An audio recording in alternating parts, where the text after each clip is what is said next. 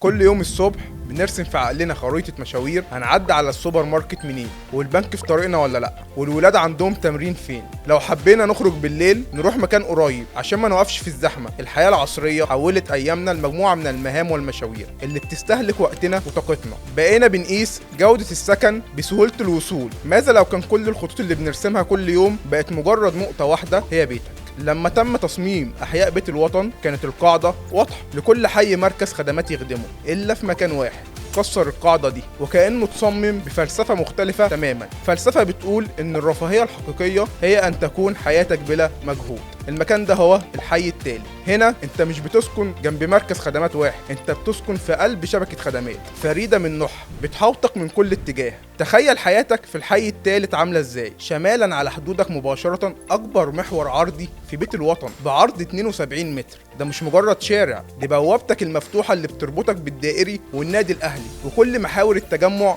الرئيسية. مشاويرك الصعبة بقت مجرد دقائق معدودة. امامك مباشرة رفاهية جاهزة، مش هتستنى الخدمات تفتح. مول راقي وشغال بالفعل. ذا ادرس است هو جارك المباشر. غربا الحي الثالث من اكبر منطقة خدمات وترفيه في بيت الوطن كلها الفيو زون. دي مش مجرد خدمات، دي حديقتك الخلفية الفاخرة. مساحات خضراء، مطاعم، مناطق ترفيهية بتفصلك عن اي دوشة وبتديلك متنفس راقي ليك ولأسرتك.